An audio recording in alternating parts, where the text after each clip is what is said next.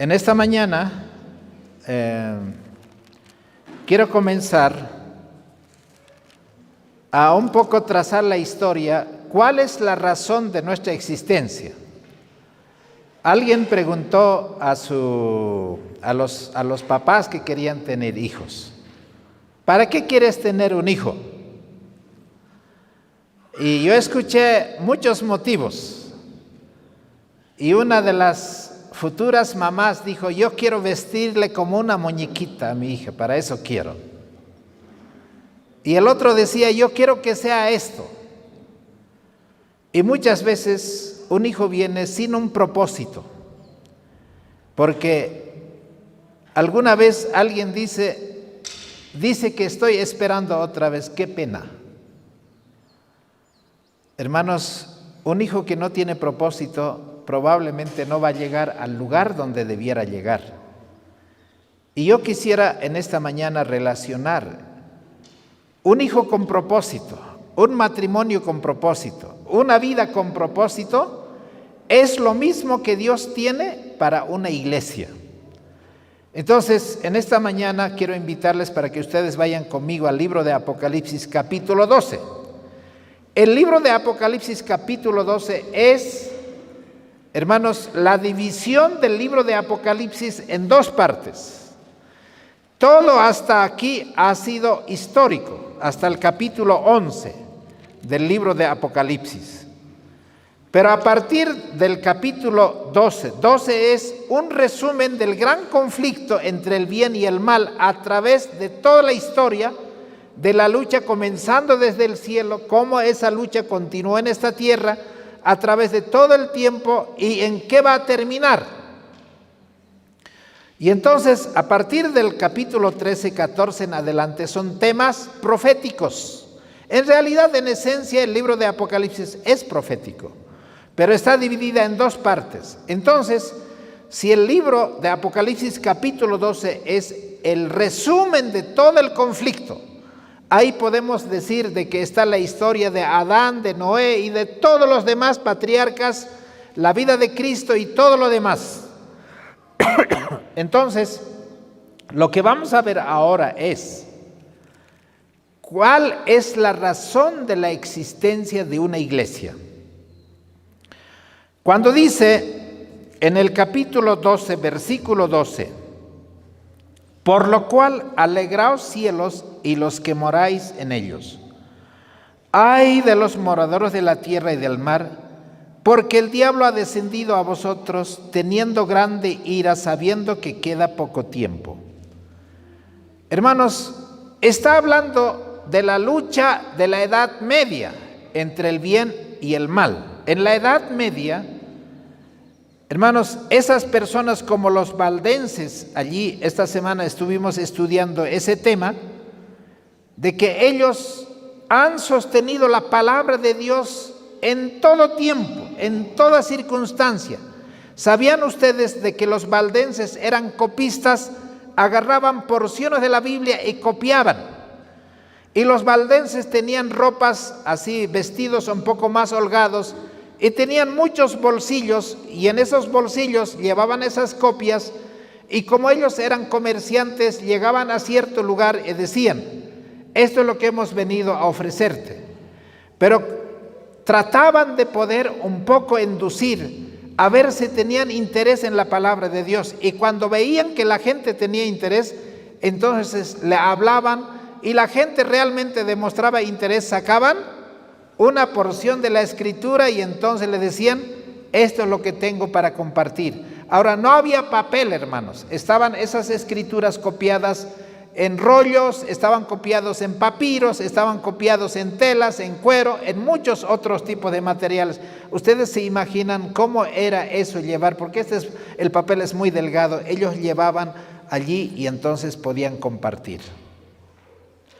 Ellos le han vencido por la sangre del Cordero y por la palabra de su testimonio, y no han amado sus vidas hasta la muerte. ¿En qué tiempo estamos? En el tiempo de los valdenses. Ahora, alegraos cielos y los que moráis en ellos. Ay de los moradores de la tierra. ¿Cuándo es que el diablo ha descendido con gran ira, sabiendo que tiene poco tiempo? Hermanos, en toda la lucha entre el bien y el mal, cuando supo que no tenía acceso en el cielo, fue echado del cielo. ¿Estamos de acuerdo? ¿Cuándo fue echado del cielo? Cuando Cristo murió en la cruz del Calvario, Satanás ya no tenía más acceso en el cielo. Fue arrojado a esta tierra. Ahora, en el año 31, cuando Cristo murió, selló la suerte de Satanás y también la suerte de todos los redimidos.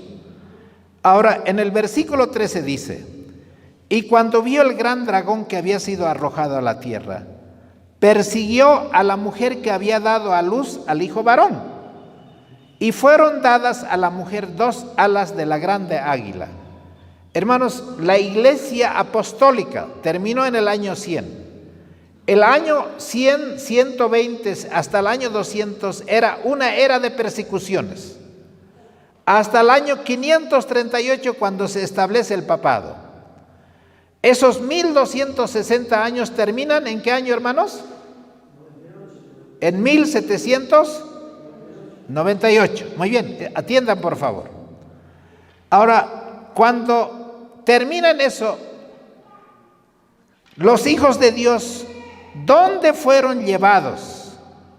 Dice en el versículo 14: fueran dadas a la mujer 2 alas de gran águila para que de la presencia de la serpiente volase al desierto. ¿Dónde se mantuvieron esos valdenses, esos albigenses, esos hugonotes o toda la iglesia de la Edad Media?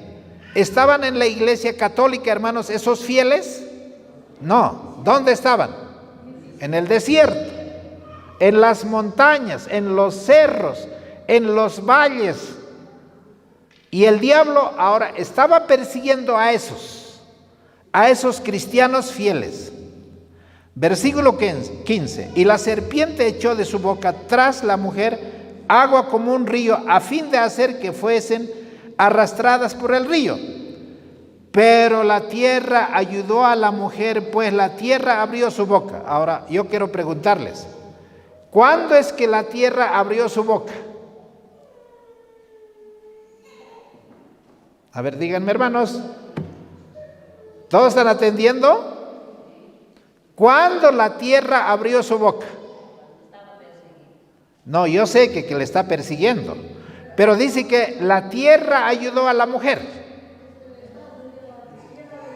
Ah, muy bien. Siempre hay alguien que está más despierto.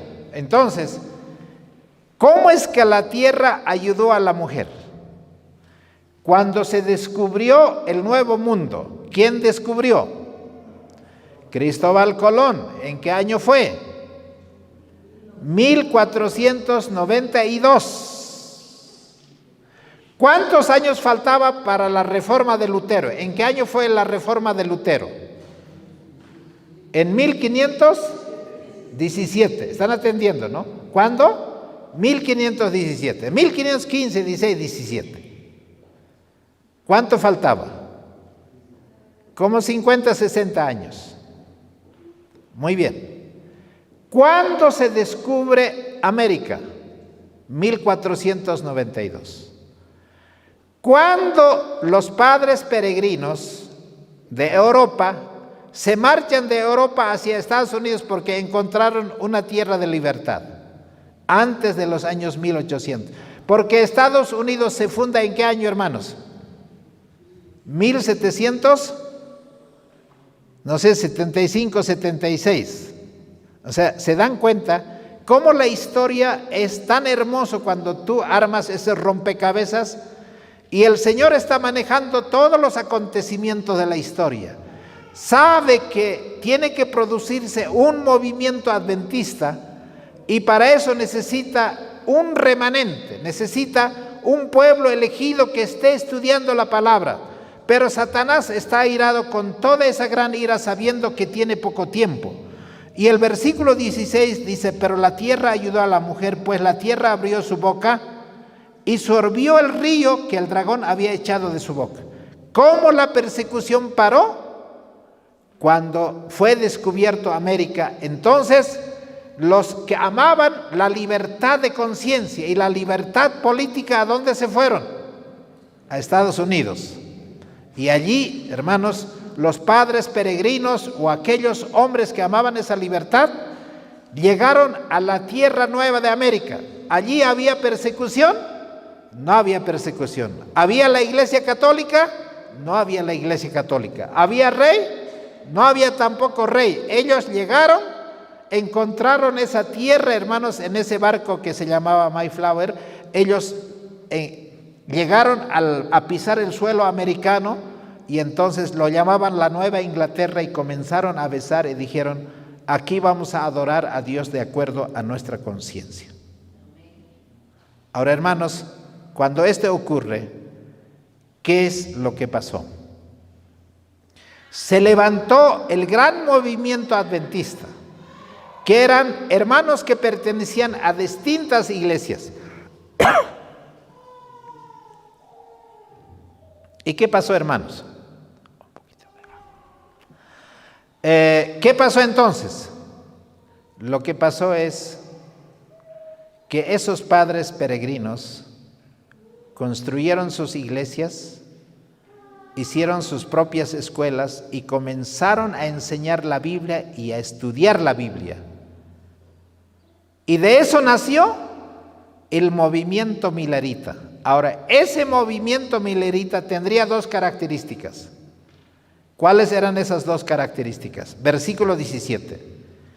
Entonces el dragón se enfureció contra la mujer. ¿Y quién es ese contra la mujer?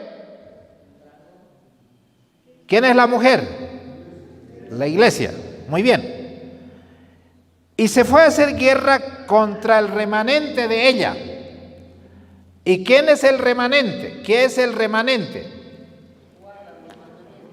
¿A quién se llama remanente? A lo que queda, eso es el remanente. A la sobra. ¿Y quién era la sobra de todos los cristianos evangélicos, hermanos, que estaban allí en 1844? Era el remanente que Dios había escogido después del chasco de 1844. Ahora ese remanente tiene dos características. ¿Qué hacen, hermanos? ¿Qué tienen, hermanos? Que guardan los. Ahora, Dios levanta una iglesia. ¿Para qué levanta esa iglesia? Para que se guarde los 10 mandamientos y que tenga el testimonio de Jesucristo. Ahora, hermanos, ¿cómo sería el levantarse de esa iglesia? Voy a ir al libro de Apocalipsis capítulo 10. Y voy a leer desde el versículo 8. Por favor, síganme el estudio porque van a aprender muchas cosas buenas. Dice así: y la voz que oí del cielo habló otra vez conmigo y dijo: ve, toma el librito que está abierto en la mano del ángel que está en pie sobre el mar y sobre la tierra. Un ángel le está diciendo a alguien, en este caso a Juan, pero Juan es una representación de aquel pueblo que se levantaría en el tiempo del fin y tendría que comer el librito que está abierto en la mano del ángel. ¿Cuál era ese librito que está abierto, hermanos? ¿Cuál es el librito que está abierto? ¿Ah? El librito que está abierto es el libro de Daniel 8. ¿Cuál es el librito que está abierto? Que estaba sellado, porque Dios le dice en Daniel 12 a Daniel: sella el libro, no lo vas a entender.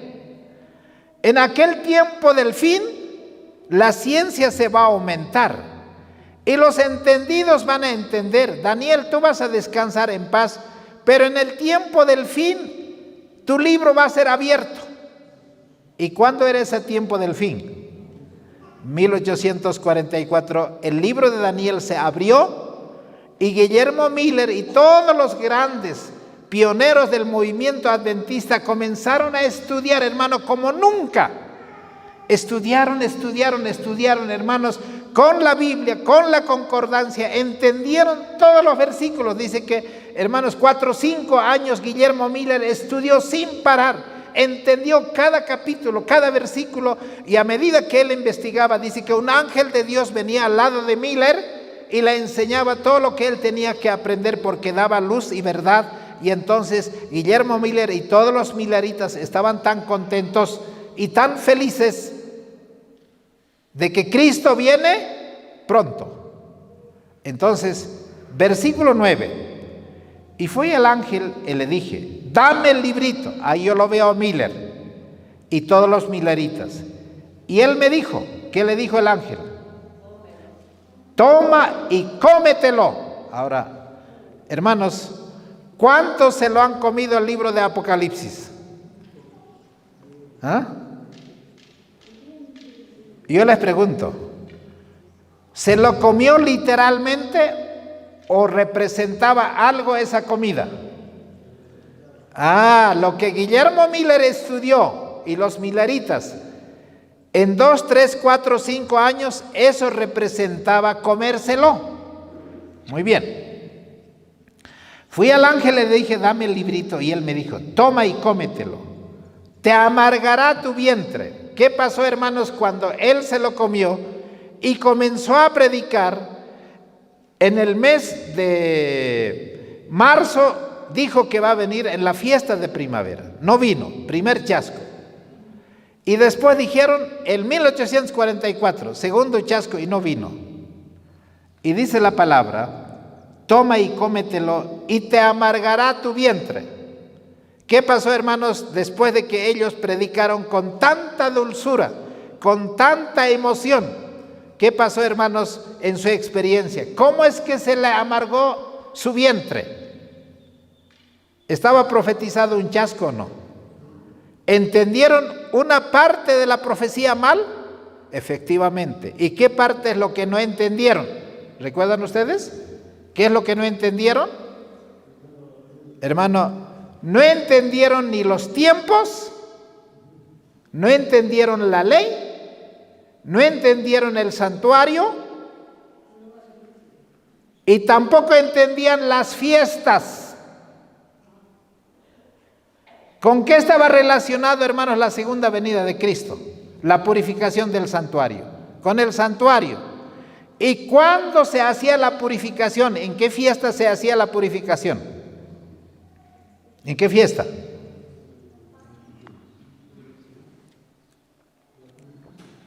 ¿En qué fiesta se hacía la purificación? En la fiesta de la expiación, ¿o no era así? Capítulo 16 de Levítico. Y yo a veces, cuando estudio y presento este tema, veo el mismo problema en la iglesia adventista. No entendemos completamente la ley, no entendemos las fiestas, no entendemos la verdad del santuario, y no entendemos el tiempo bíblico. Nosotros miramos el calendario romano, pero no entendemos, hermanos, el calendario bíblico. El calendario bíblico tenía 2 calendarios. Uno era el calendario religioso y el otro era el calendario agrícola. ¿Cuándo se le amargó el vientre? Después de haberlo comido. Imagínense, después de predicar con tanto gozo, con tanta alegría, esperar el 22 de octubre y no pasó nada. ¿Y la gente qué dijo de los milleritas? Son falsos. Hermano, ¿acaso es fácil que te digan, tu movimiento es falso, espurio? Hoy día no escuchamos lo mismo, hermanos. Pero había una misión que hacer. Ahora, versículo 9 dice, cómetelo y te amargará tu vientre, pero en tu boca será dulce como la miel. ¿Y cuándo se convirtió esta palabra dulce como la miel? Hermano, yo quisiera a los hermanos que vienen aquí encuentren la dulzura del Evangelio de Jesucristo, la belleza de su mensaje. Ahora, versículo 10. Y tomé el librito de la mano del ángel y lo comí, y en mi boca fue dulce como la miel. Y cuando lo hube comido, amargó mi vientre. Pasó 22 de octubre. Allí Irán Hudson vio la visión entendió la verdad del santuario, entendieron la verdad de las fiestas, entendieron la verdad de la profecía de los 2300 tardes y mañanas. Ahora el ángel le dice, versículo 11, y él me dijo, es necesario que profetices, otra vez tienes que predicar. Ellos decían, 22 de octubre nos vamos a ir al cielo, ya todo está listo. Pero resulta que no se fueron al cielo. Y peor todavía, una noticia que les llega, dice, otra vez tienes que volver a predicar a muchos pueblos y naciones y lenguas y reyes.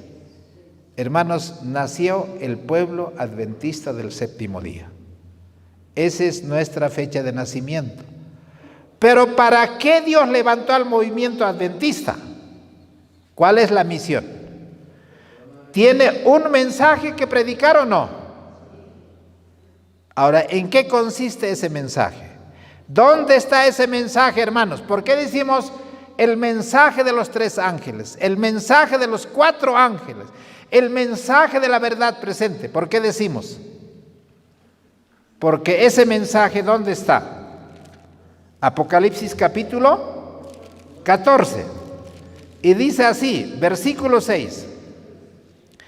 Y vi otro ángel volar por en medio del cielo, que tenía el evangelio eterno. ¿Quién tenía el evangelio eterno? ¿El primer ángel, el segundo ángel, el tercer ángel o el cuarto ángel? ¿Cuál tenía?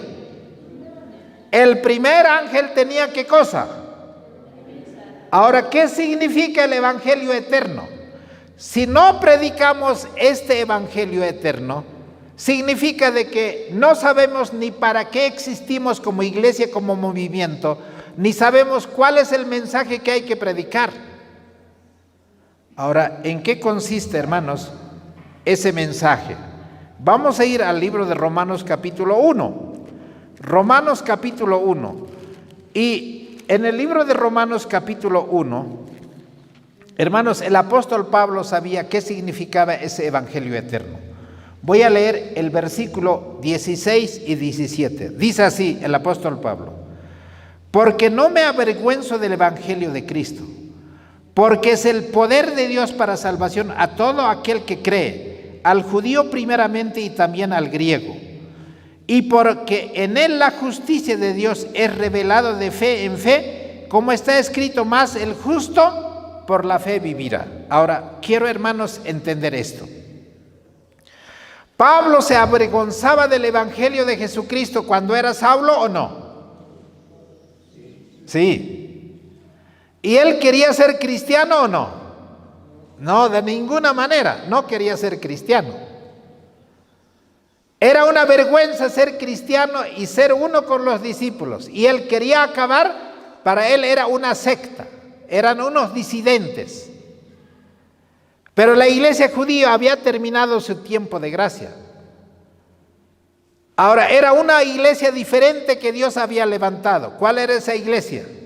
La iglesia apostólica. ¿Tenía una misión? ¿Ellos habían sufrido un chasco o no? ¿Se habían desengañado o no? ¿Ellos qué pensaban, hermanos? Igual que los milaritas, ¿qué habían pensado? Que Jesús vendría a esta tierra y se sentaría en el trono de David y gobernaría este mundo, acabaría con los romanos y los libraría del poder de Roma, lo que más odiaban, y Jesús sería el que se sentaría en el templo de Jerusalén. ¿Esa comprensión era correcta o no? No era correcta. Porque el evangelio, hermano, no te libera de un poder político. El problema no estaba en el poder político. ¿Dónde estaba el problema? En sus corazones, en su mente, porque ellos amaban las cosas de este mundo y no entendían el evangelio de Jesucristo, porque el evangelio para ellos no era la buena nueva de salvación. Ellos habían crucificado a Jesús pensando que la iglesia se va a conservar íntegra. Pero al crucificar a Jesucristo, ellos, hermanos, crucificaron a aquel que era su Mesías y aquel que sería su Salvador. Ahora, los milaritas de la misma manera habían hecho, hermanos, antes de 1844, ese evangelio para ellos fue tan dulce. Pero hermanos, se desengañaron porque ellos tenían un concepto diferente, pensando que Cristo vendría a esta tierra y que el santuario era esta tierra. ¿Entendían la verdad del santuario? No entendían nada del santuario. Y yo les pregunto a mis hermanos adventistas, ¿entendemos la verdad del santuario? Hermanos, hay muchos que no entienden, somos ignorantes. Y no entendemos cuántas fiestas tenía Dios para celebrarlo en todo el calendario del año. ¿Cuántas fiestas había? Ahora, ¿qué representan esas 7 fiestas? ¿Cuántas fiestas se cumplieron? ¿Y cuántas fiestas son los que faltan? ¿En qué fiesta estamos viviendo?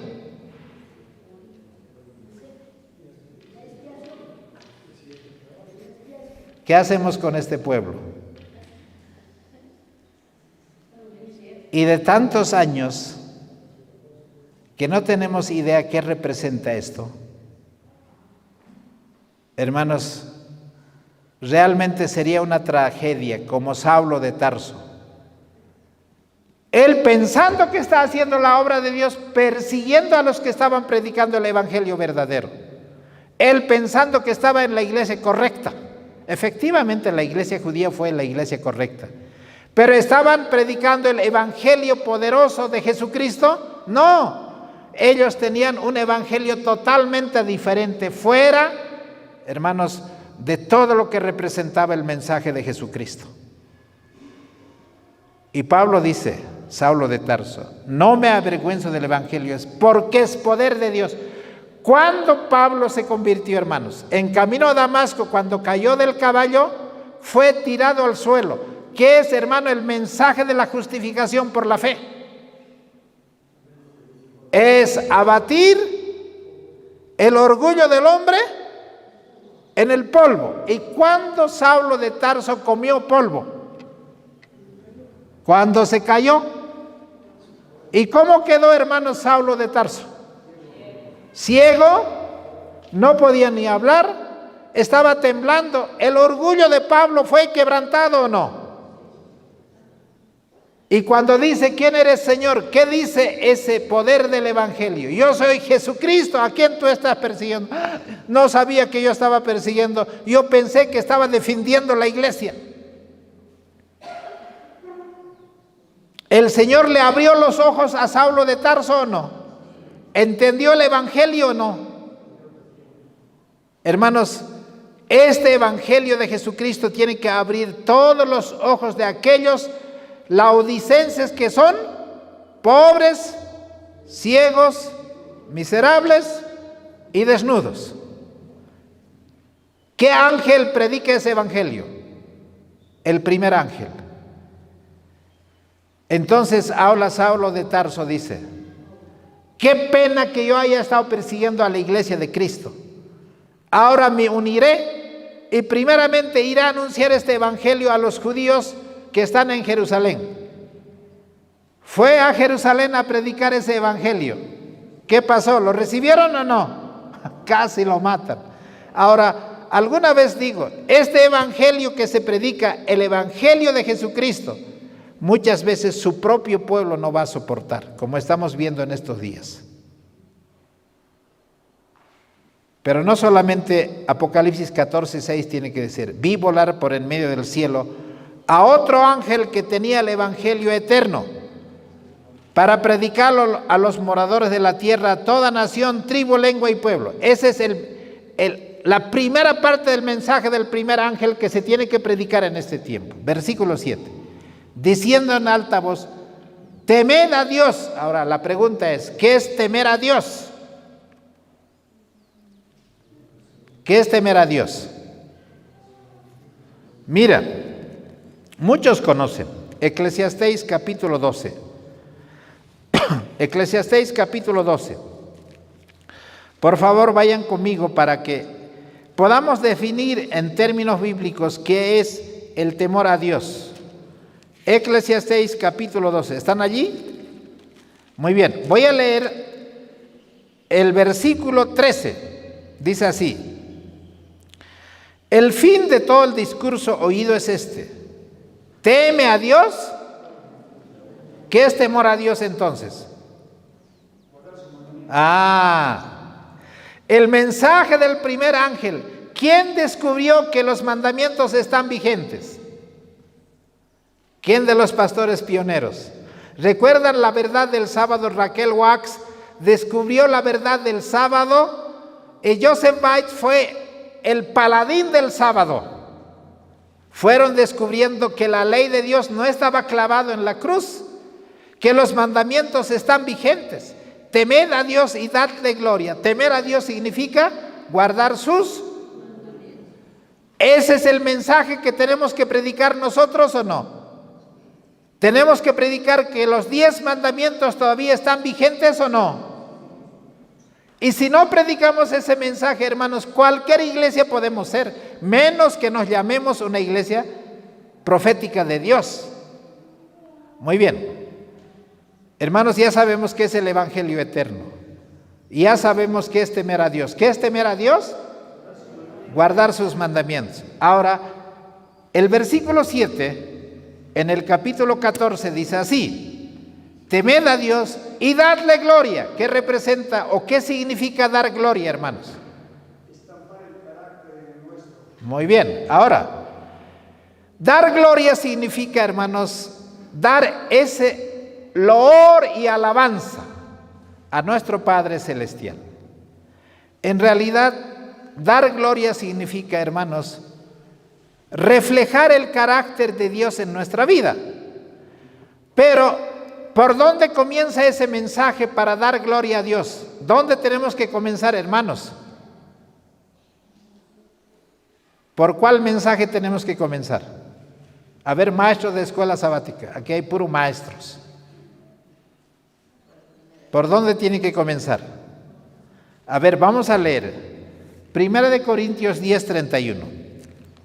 1 de Corintios 10:31. Dice así: si pues coméis o bebéis o hacéis otra cosa, hacedlo para la gloria de Dios. ¿Con qué se glorifica, hermanos? ¿O con qué se deshonra a Dios? Dar gloria, ¿qué mensaje representa? El mensaje de la Reforma Pro Salud. ¿Dónde está el mensaje de la Reforma Pro Salud, hermanos? ¿En dónde está? En el mensaje del primer ángel, segundo ángel, tercer ángel. ¿Cuál mensaje es? El mensaje del primer ángel. Entonces, ¿qué es dar gloria a Dios? Por ejemplo, 1 Corintios 3:16. A ver, vamos a leer este versículo más. Dice así, versículo 16 y 17. ¿No sabéis que sois templo de Dios?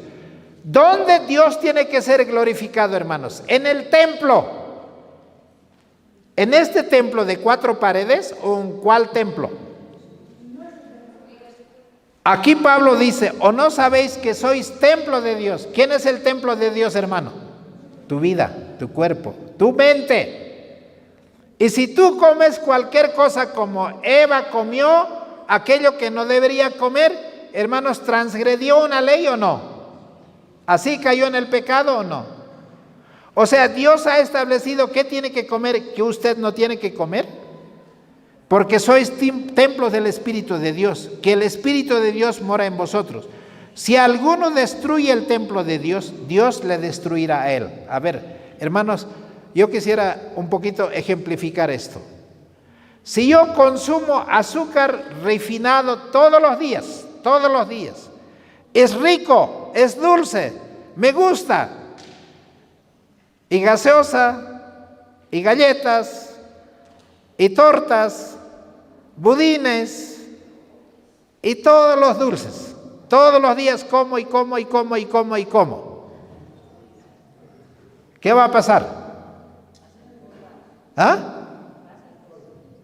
Ya, voy a engordar, pero ¿en eso nomás voy a terminar siendo gordo?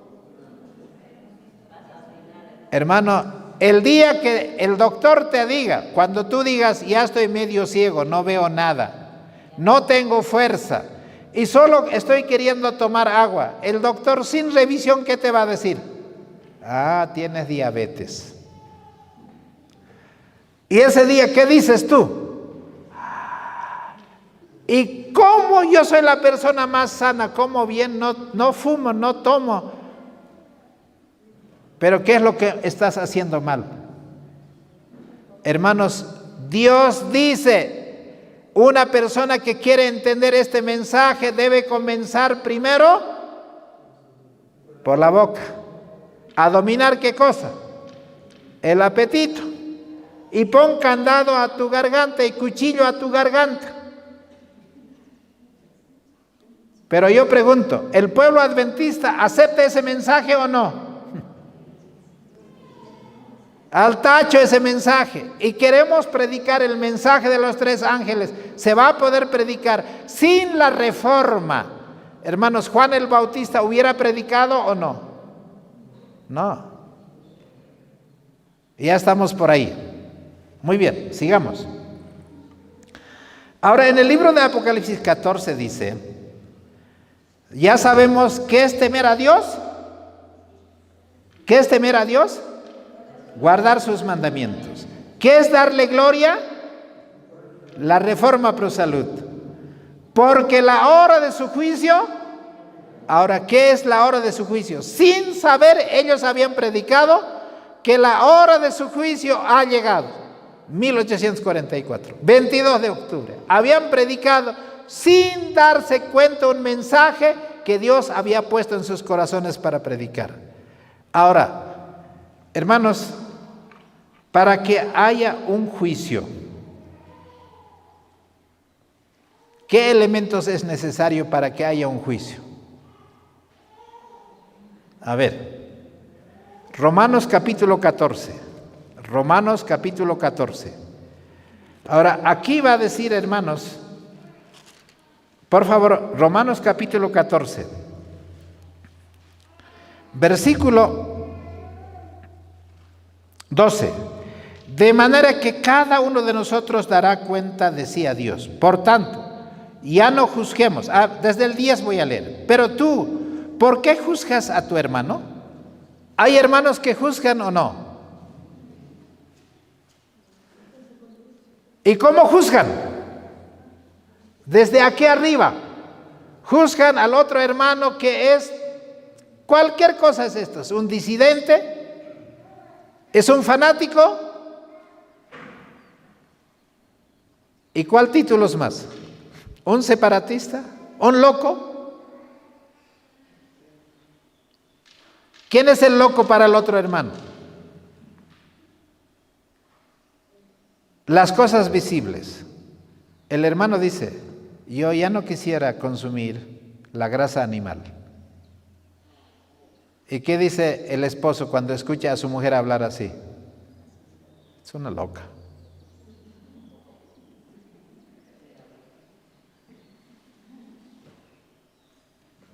¿Y en la iglesia también sucede eso o no?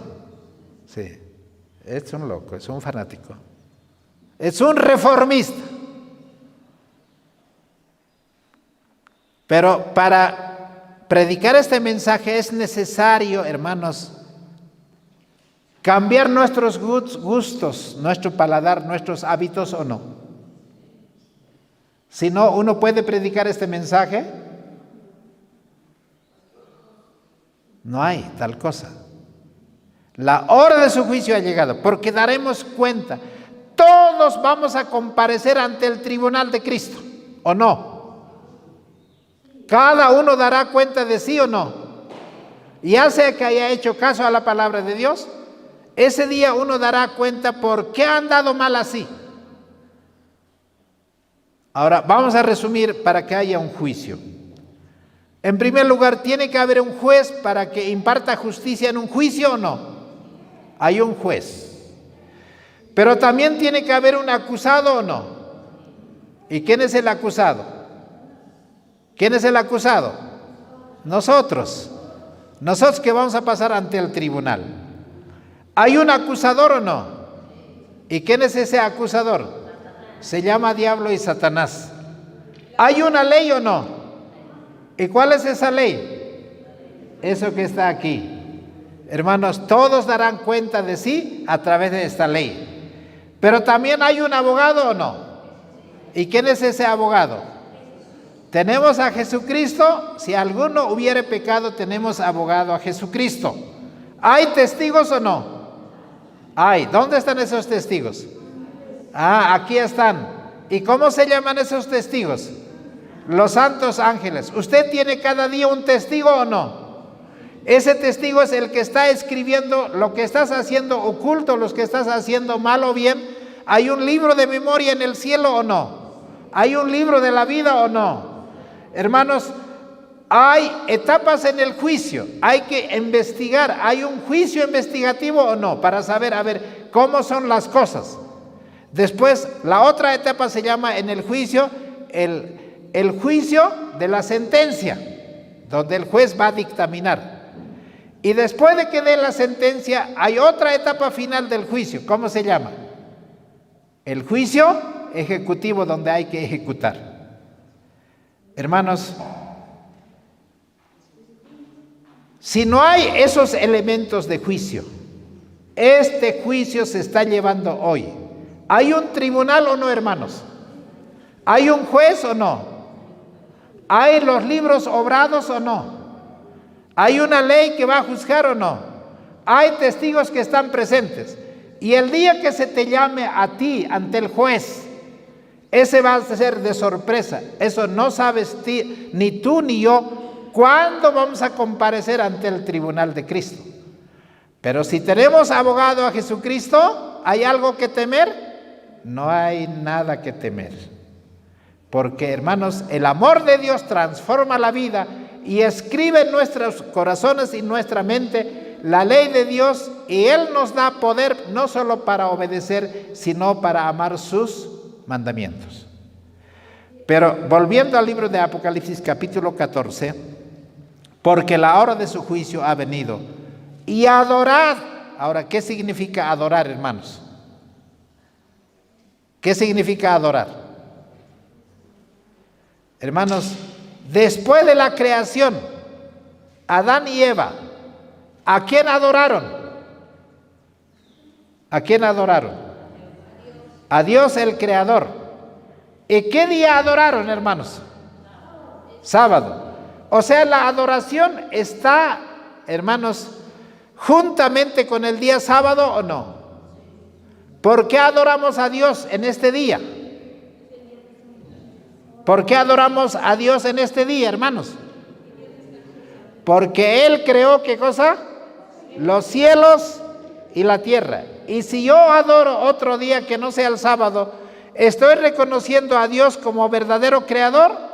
No, por eso es que la adoración implica la verdad del sábado. Eso está contenido en el mensaje del primer ángel. ¿Estamos de acuerdo? Ahora, con eso termina el mensaje del primer ángel. Ahora el segundo ángel, aquellos que rechazan este mensaje del primer ángel, ¿en qué se van a convertir, hermanos? Capítulo 14, versículo 8. Y el otro ángel le siguió diciendo: ha caído Babilonia. Los que no siguen, hermanos, el evangelio eterno, los que no temen a Dios, los que no dan gloria a Dios, los que no entienden la hora de su juicio, los que no adoran en el día verdadero de Dios, ¿en qué se van a convertir? En Babilonia. Porque dice el versículo 8, y otro ángel le siguió diciendo: ha caído Babilonia, aquella gran ciudad, porque ella ha dado a beber a todas las naciones del vino de la ira de su fornicación. ¿Y cuál es ese vino de la ira de su fornicación? Son las doctrinas falsas que la Babilonia ama y predica. ¿Y cuáles son esas doctrinas falsas, hermanos? Domingo, día del Señor. ¿Es verdad o es mentira? Es mentira. Que los muertos no están muertos, están en el cielo o están en el infierno. ¿Es verdad o no es? Es mentira. Que la ley de Dios está clavado en la cruz. ¿Es verdad o es mentira? Hermanos, ¿cuántas cosas hay mentiras que solo el mensaje del primer ángel puede aclarar para cualquiera que quiera conocer el Evangelio de Jesucristo? Ahora, hermanos, ¿qué va a pasar con esa Babilonia? Apocalipsis capítulo 17, voy a leer el versículo 5, dice así: y en su frente un nombre escrito: Misterio Babilonia la Grande, la madre de las rameras. ¿Quién es esa Babilonia, hermanos? La Iglesia Católica, la madre de las rameras. ¿Y quiénes son las hijas? Las iglesias evangélicas. Hermano, de todas las abominaciones que se hace en la tierra. Ahora, capítulo 18, versículo 1 y 2 dice así: después de estas cosas, vi otro ángel descender del cielo teniendo gran poder, y la tierra fue alumbrada con su gloria. Ahora, hermanos, este cuarto ángel une el mensaje del primer ángel, el mensaje del segundo ángel y el mensaje del tercer ángel, lo une en uno solo. Y entonces ese es el cuarto ángel que predica ahora con fuerte clamor, con fuerte pregón. Y ese mensaje es lo que hoy se tiene que dar, y a nosotros se nos ha dado ese privilegio de predicar diciendo: y la tierra fue alumbrada con su gloria. ¿Cómo va a ser alumbrada la tierra con su gloria? Hermano, la tierra va a conocer que no necesitamos, hermano, un pinchazo, sino hay una defensa perfecta de Dios en nuestra vida, y aquellos que creen y predican el mensaje de los tres ángeles, hermano, están completamente protegidos por el poder divino, porque ninguna enfermedad traeré sobre ti, así como he traído sobre los egipcios, porque tú guardaste mis mandamientos, y yo también te guardaré de la hora de prueba que ha de venir sobre este mundo entero.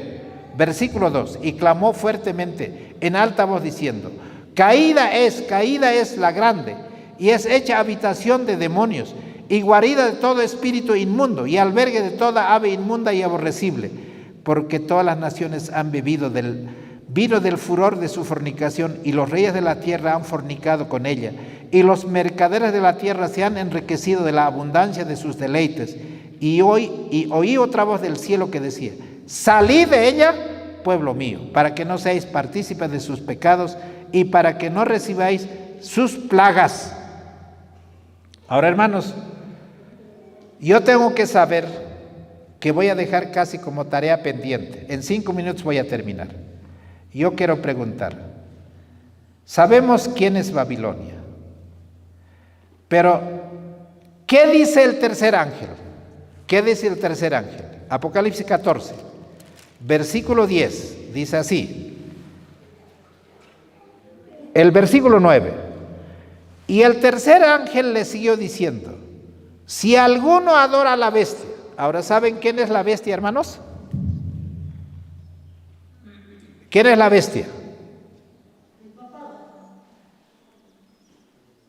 ¿El resto qué dice, hermanos? ¿Quién es la bestia?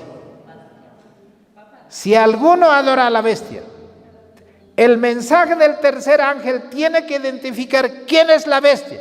Y no me digas que la bestia es Nerón, y no me digas que es Hitler, y no me digas que es Saddam Hussein, o Bill Gates, o cualquier otro personaje. Tenemos que identificar quién es la bestia o no. ¿Y quién tiene que identificar ese? Este mensaje tiene que identificar. Pero ¿qué más dice? Si alguno adora a la bestia y a su imagen. ¿Cuál es su imagen? ¿Quién es la imagen de la bestia? Alguien parece que sabe y no sabe. Y tendríamos que decir, yo si tuviera tiempo desglosaría quién es la bestia y quién es la imagen de la bestia, porque no solamente dice a su imagen, sino recibe la marca. ¿Qué es la marca de la bestia? ¿En la frente o en su mano? O sea, ¿quién es la bestia? ¿Quién es la imagen? ¿Cuál es la marca? ¿Cuál es el sello o marca de la bestia?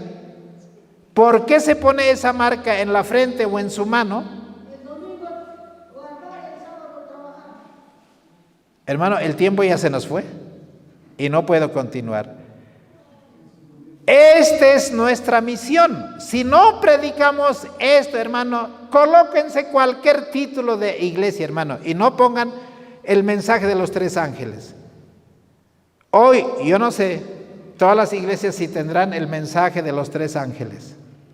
He visto que muchos tienen todavía el mensaje de los 3 ángeles. En otros se les ha borrado. ¿Sería bueno colocar, hermanos, ese letrero aquí adelante con el mensaje de los 3 ángeles o no? ¿Qué piensan ustedes? Los letreros allá afuera están, sí, pero necesitamos colocar que aquí se predica el mensaje de los 3 ángeles y el 4º ángel más.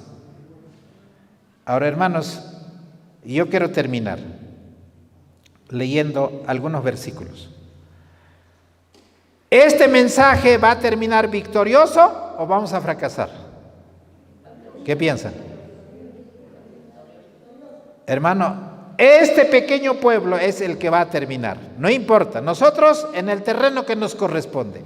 Y en cada lugar hay pocos de esos centinelas que tienen que a la hora de la verdad levantarse y predicar este mensaje. Ahora quiero terminar. Apocalipsis capítulo 15.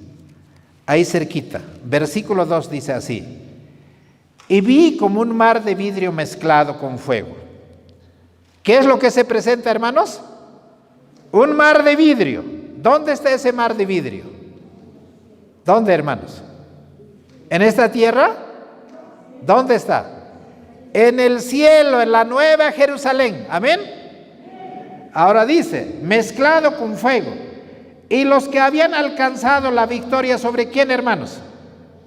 Sobre la bestia, sobre su imagen, sobre su marca, sobre su número y su nombre, en pie en el mar de vidrio, teniendo las arpas de Dios. ¿Quiénes van a cantar el cántico, hermanos, allí, el canto triunfal? Aquellos que han alcanzado la victoria sobre la bestia, sobre su imagen, sobre su marca, sobre su número y también de su nombre. Ese es el mensaje, hermanos. No hay otra. Para eso hemos sido levantados. Y si no hacemos esto, podemos colocarnos cualquier título de otra iglesia porque no tenemos razón de existir. Capítulo 20, versículo 4. Capítulo 20, versículo 4 dice así: y vi tronos, y a los que se sentaron sobre ellos en esos tronos le fue dado juicio, y vi las almas de los decapitados por el testimonio de Jesús y por la palabra de Dios, y que no habían adorado ¿a quién, hermanos? A la bestia ni a su imagen, y que no recibieron la marca en sus frentes ni en sus manos, vivieron y reinaron ¿cuántos años? Entonces la victoria está garantizada ¿o no, hermanos? Esa es la razón de existir de este remanente, del mensaje de los 4 ángeles, del mensaje de los 3 ángeles. Si no se predica en una iglesia, no hay razón de existir. Capítulo 19, y voy a terminar con 2 cenas. Capítulo 19. A ver, ¿en cuál de estas 2 cenas tú quieres participar? ¿En cuál de estas cenas tú vas a estar presente? Abran los ojos, aunque sea solamente para entender esto. Muy bien. Capítulo 19, versículo 17, dice así: y vi un ángel que estaba en pie en el sol, y clamó a gran voz diciendo a todas las aves que volaban por en medio del cielo: venid y congregaos la cena del gran Dios. ¿Cómo se llama esa cena? La cena del gran Dios. Ahora, ¿quiénes son el buffet que van a comer? Esas aves del cielo. ¿Carne de quiénes van a comer? Mira, dice así, versículo 18: para que comáis carnes de quiénes, hermanos? De reyes, carnes de capitanes, carnes de fuertes, carnes de a caballo y de los que están sentados sobre ellos, y carnes de todo libro, siervo, pequeños y grandes. Ojalá que tu carne no esté ahí para que se lo coman las aves. No hay razón de que nosotros tengamos suerte en esa cena. ¿En cuál cena tenemos que participar? Y es el último versículo. Capítulo 19, versículo 9, dice así: y él me dijo, escribe, bienaventurados los que son llamados a la cena del Cordero. ¿A cuál de las cenas tenemos que participar? De la cena del Cordero, porque ¿quiénes van a participar de la cena del Cordero? Aquellos que han alcanzado la victoria sobre la bestia, sobre su imagen, sobre su marca, sobre su número, sobre su nombre, y que no han recibido la marca de la bestia, sino han recibido el sello de Dios. Ahora dice, y yo me postré a sus pies para adorarlo, y él me dijo, mira, no lo hagas, yo soy un consiervo tuyo, adora a Dios, porque ahora vamos a festejar. ¿Y quién va a servir esa cena, hermanos? Esa cena de mesas kilométricas, hermano. ¿Quién va a servir? El mismo Jesús va a servir a todos aquellos que han alcanzado esa victoria, porque la victoria solamente consiste en creer y predicar el mensaje de los tres ángeles. Esa es la razón de este movimiento, y por eso nosotros existimos como ministerio, como hermano, como aquel que tiene que hacer, hermanos, este mensaje final para que termine la humanidad sellado con el sello del Dios vivo o sellado con la marca de la bestia.